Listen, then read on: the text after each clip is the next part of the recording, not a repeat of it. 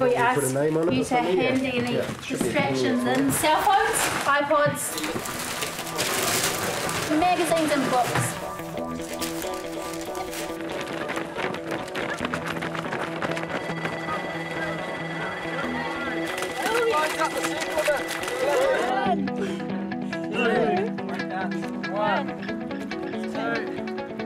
Listen up. Okay, let's go down your stomach. There you go, this, you're going to go. Mouthful. 1, 2, 3. I guess using this mud as a metaphor, it's kind of like forming a bit of a mask right now. Is that fair enough? Sort of, or hiding our true self. So this is a really good chance to wash that mask off and be who you want to be here.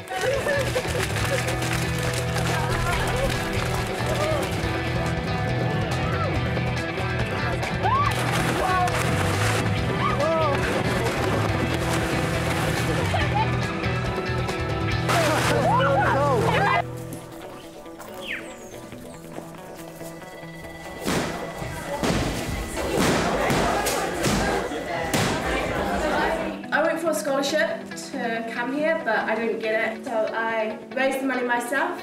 I'm doing Outward Bound because my godfather suggested it last year and he unfortunately died. A great course for me would be maybe not catch a pig, but maybe like at least hit one.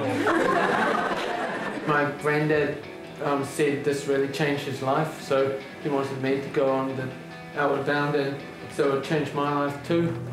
I took a few knocks last year, so I came this year to try and regain a lot of what I lost. I believe in the balloon theory. Life's like a balloon, it keeps shrinking in on you unless you push at the boundaries, and this is one of my ways to push back at the boundaries. I remember 50 years ago when Outward Bound started, I wanted to come. A great course for me would be that I regained my self-confidence that has been a bit shaken with the onset of Parkinson's.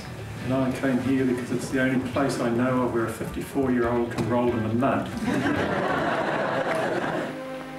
New Zealanders like to think of themselves as rugged he-men who climb mountains and beat the world at rugby.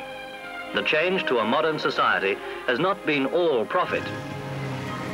Motorbikes and leather jackets, a modern form of toughness, but without the effort and adventure which builds character. The problem of directing the energy of young men into the right channels exercised the mind of Lord Cobham during his period as Governor-General. It was to satisfy that need that Kurt Hahn and the founders of the Outward Bound movement started this great adventure. With such encouragement, a committee was formed and sufficient money raised to buy a 26-acre property at Anakiwa in the Marlborough Sounds, the Governor-General himself declaring it open in 1962.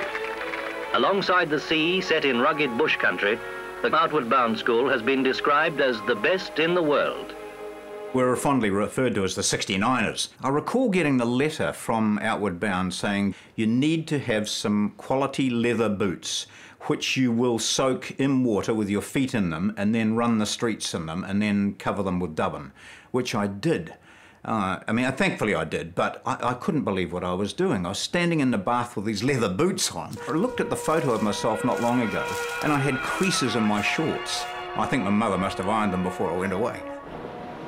The 23-day course involves boating, bushcraft, canoeing, rock climbing and service work, and developing self-confidence and skills through practical team activities.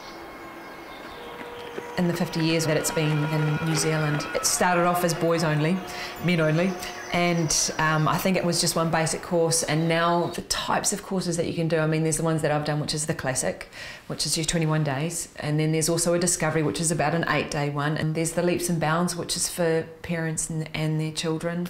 There's the special needs, there's groups that deal with corporate business and working together in that way. They're catering to all walks of life.